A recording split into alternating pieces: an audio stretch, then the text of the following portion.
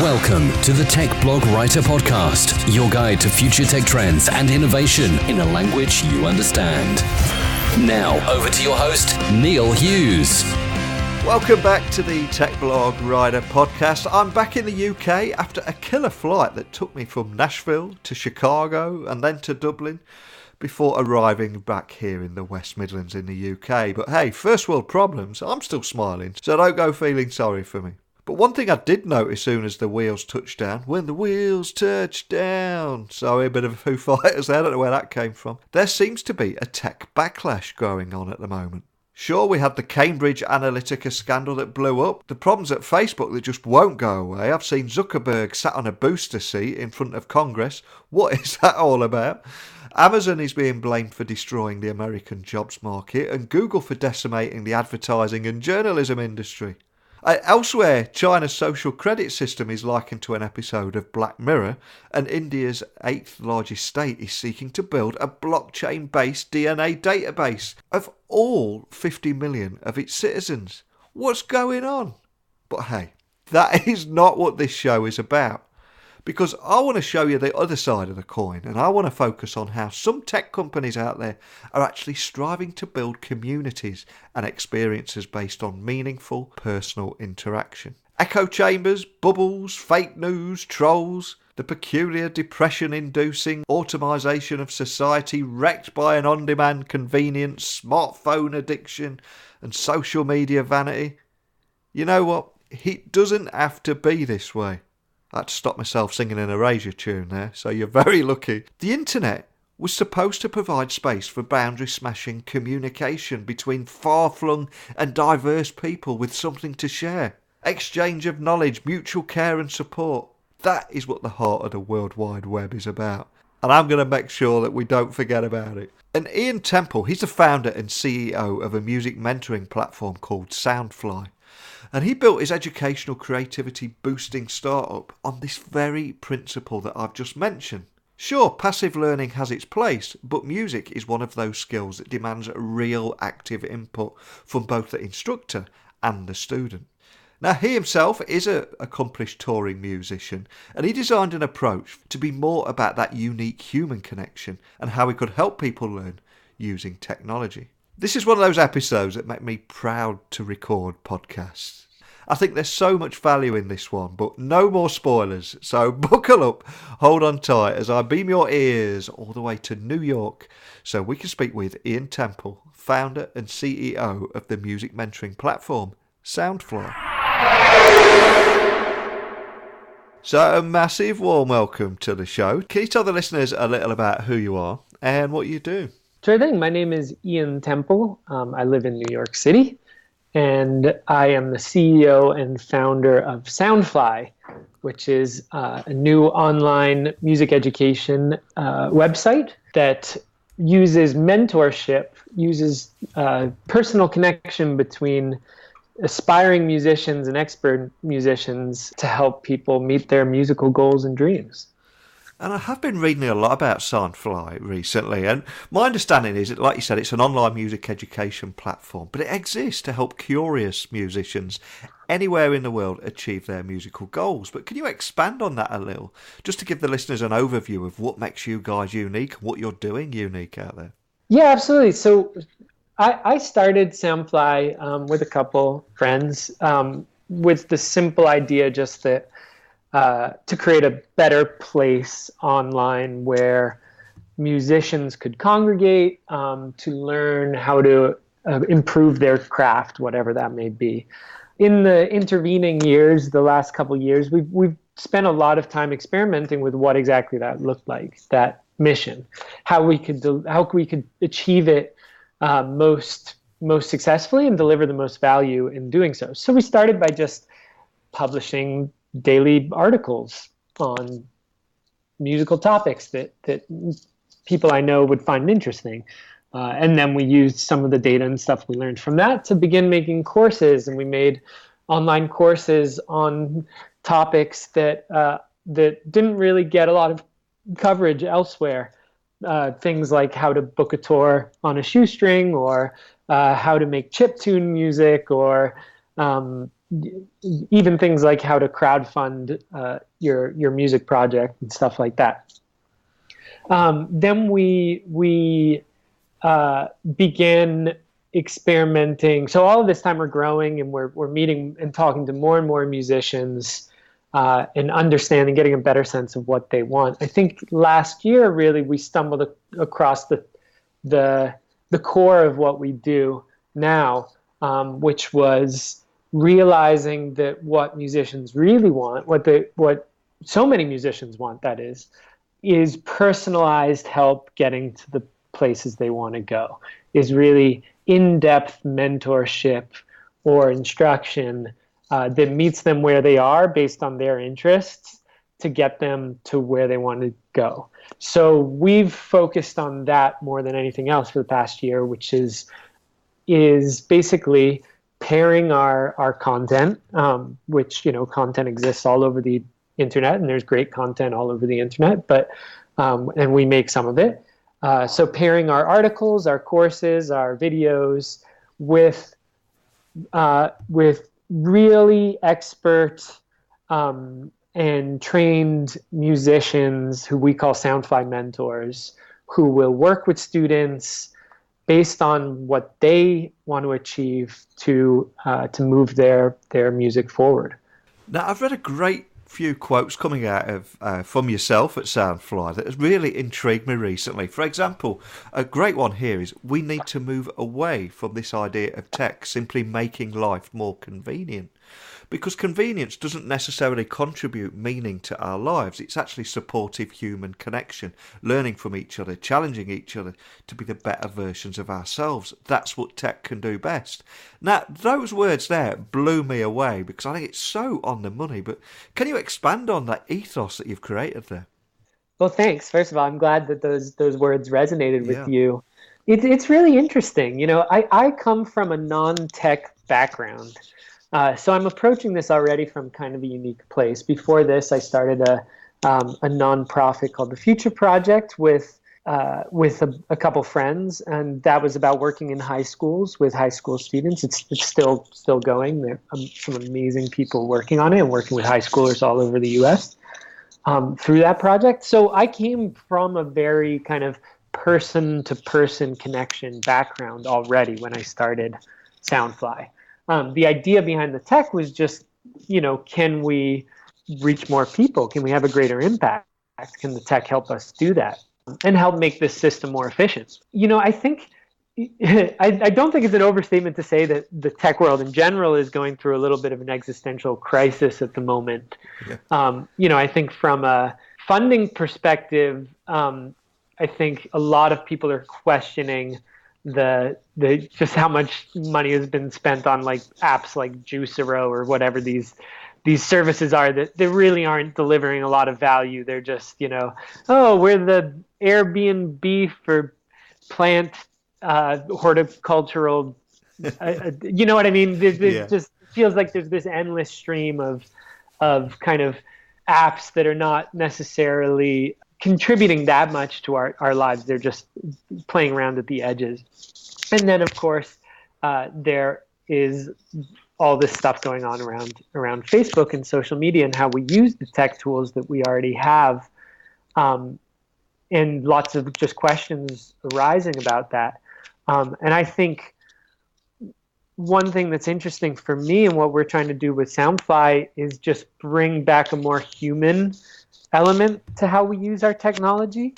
I think one of the things that's really exciting as we've kind of stumbled on our mentorship model is realizing that we can use all these great tech tools to connect people more effectively. But I'm not talking about like connect them, the way that people connect on Facebook. There's nothing wrong with that, but it's often a very quick and superficial connection. I'm talking about like genuine connections. I think there's some really interesting companies right now that are facilitating genuine connections, human-to-human connections online. And I would want to model Soundfly after those companies.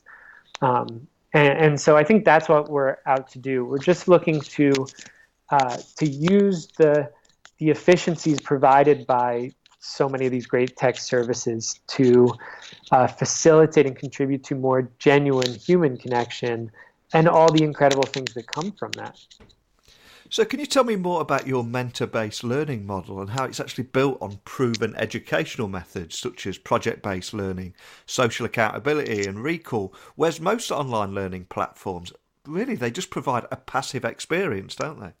Yeah, I think that gets back to that same point around the human connection. I don't think there are many online courses that I know of that really facilitate human connection in a powerful way. And that's not to say, I love like Duolingo. I love Coursera. I take courses there. I check in on them all the time. I love, the fun kind of game elements of Duolingo and stuff like that. So there are some great online learning experiences out there. But I think perhaps when a lot of us look back at our own learning journeys up to this point in our lives, the things we often remember are like that incredible teacher you had who made you realize something new about, a certain subject or your life even that you didn't realize before, or, someone you were able to talk to about challenges you were facing in a certain area. At least, for me, when I think of college or university, or when I think of high school, or when I think of even other learning experiences I have had in my life, the ones that stand out the most are the ones where there was some connection with a human. So that's the starting. From there, we've tried to build out a model for how our mentors engage with students that is based on some proven methods. I think as I said, I love Coursera. I love kind of poking around in courses or like watching things, tutorials on YouTube occasionally. But the truth is, and I know this even when I'm doing it, that kind of that passive intake of information is just not that effective at like sticking in your brain for the long term. You can watch 100 videos and then, a week later, how much of that are you really going to remember and stick on to without having taken some action around it?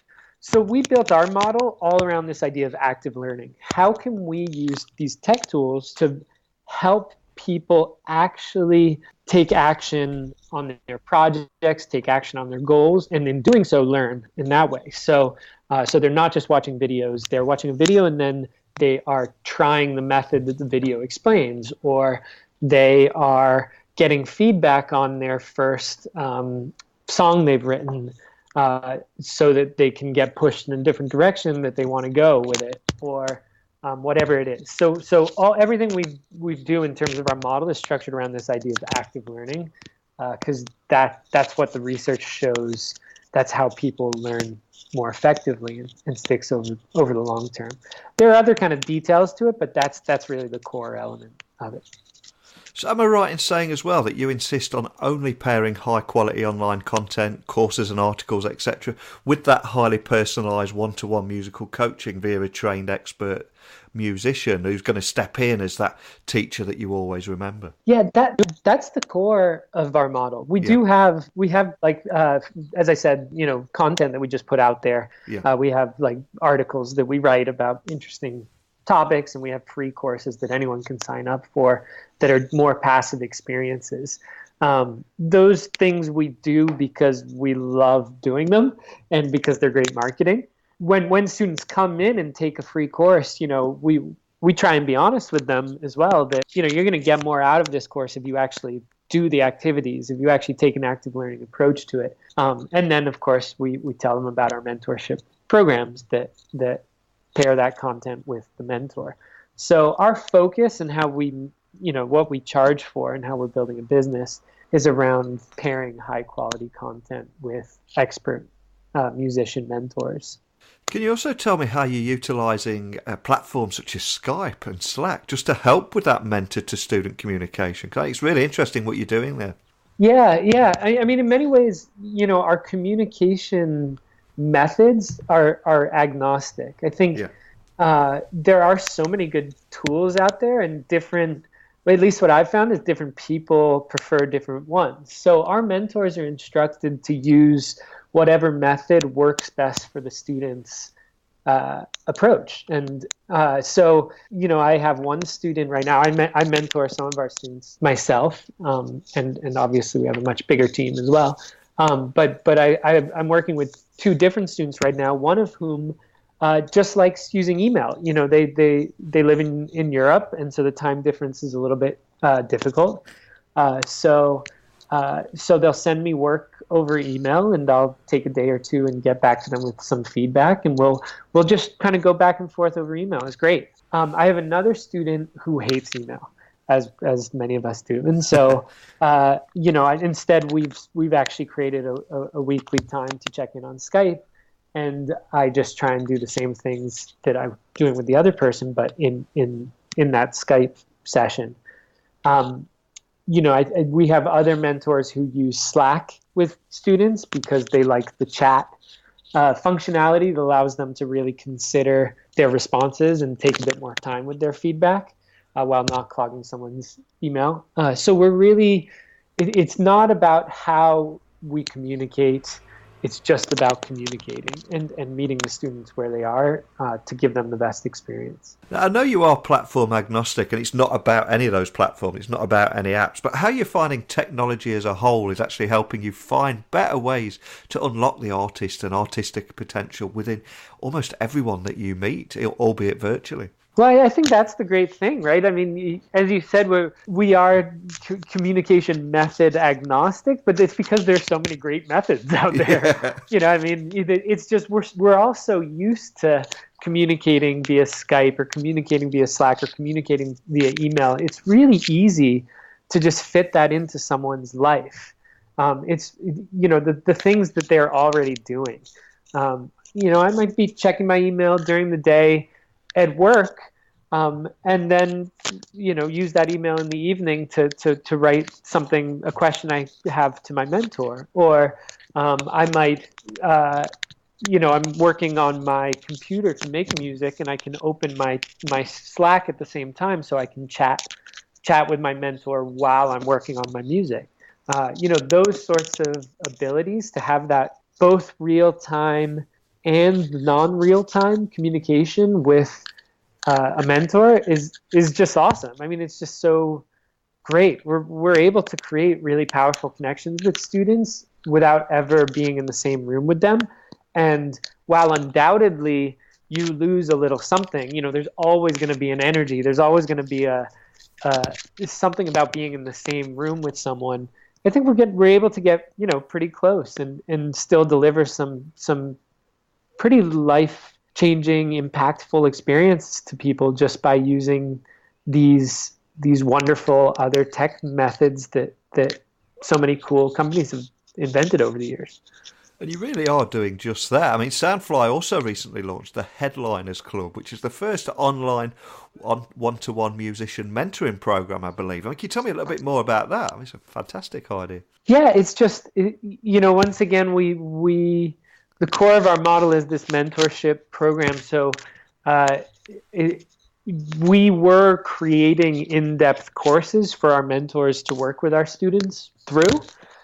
So we have about 10 of those courses, and they're on subjects like how to mix your music, or how music theory, or any kind of normal music topics that someone might be interested in. But what we kept getting was we just kept getting students who are like, this is great, this course is great, but I really want help releasing and publishing my album. You guys don't have a course on that. Can you help me with that?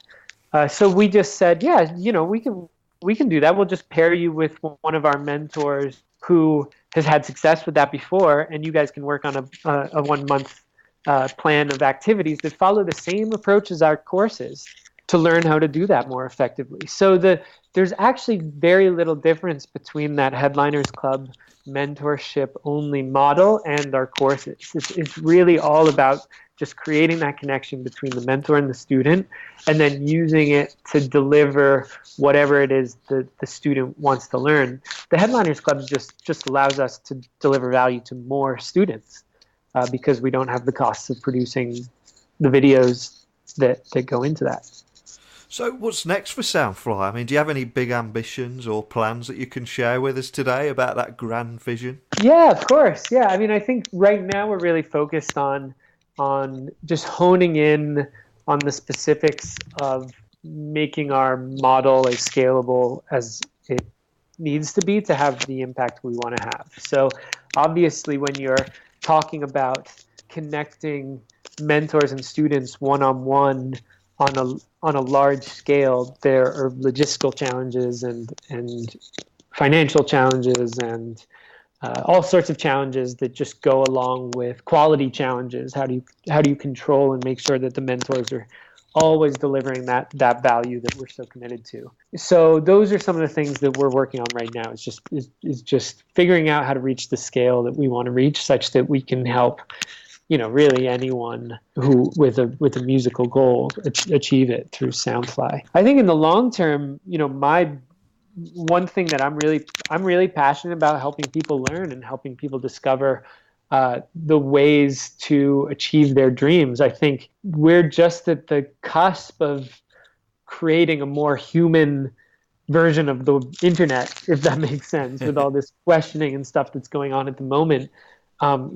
I would love to contribute to that by creating a service, creating a system and a service for mentorship that allows anyone to work with a mentor and get support on their goals, no matter what they're working on, whether it's artists or authors or other areas where people are looking for support from others who've done it before, who have had a bit more training than them, because we can all use that. We really can get a lot of value out of someone being in our corner, someone encouraging us, someone giving us validation on our ideas, someone giving us feedback, someone sharing stories from their experience, someone pointing out resources we might not have seen.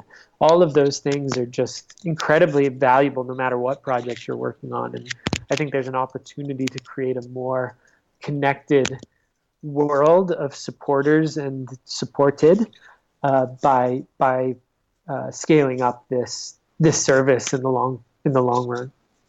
So how many countries are you serving at the moment, just to help anyone listening kind of visualize just how far reaching you are? Sure thing. Yeah, I actually don't have that number off the top of my head, but we have students currently, from a number of different countries in Europe, from all over the U.S., from Latin America, from a number of students in Mexico, from Australia. We always have a number of Australian students, from Canada. We've had a couple Chinese students recently. So it's a broad swath of students from the English speaking world, and I think that's one of the challenges right now, is just that we only really do serve the English speaking world. We are talking with one of our amazing instructors about doing some work with some Spanish speaking mentors, maybe as soon as this summer, but as of right now, we really just serve people who are comfortable with English. But it's amazing how far that reach is at the moment. Fantastic. Well, for anyone that is listening anywhere in the world, and no matter what their interests, if we've actually inspired them to get in touch with you guys, can you just remind them of where they can find out more information, or ask your team a question just after listening to our conversation today? Absolutely. Yeah, they can visit us at soundfly.com. They can email me at Ian, I-A-N, at soundfly.com. I always love chatting with aspiring musicians of all sorts, or aspiring dreamers of all sorts. So soundfly.com. You can find us on, obviously, Twitter and Facebook and those platforms if you just search for Soundfly. And we are very responsive. So please feel free to reach out with questions. Feel free to tell us about things you're working on, and we will usually get back to you within a day or two. Excellent. Well, I really do love everything you guys stand for. You're like a real breath of fresh air, especially in the tech industry. And like you say, there is a kind of a backlash going on at the moment. But I completely agree with you when you said we need to move away from the idea of tech as simply making our life more convenient, because that's not going to get us anywhere. But more than anything, just a big thank you for coming on and taking the time to share your story today. Well, thanks, Neil. Thanks for having me. And I hope you're able to catch up on sleep after your travels next little bit.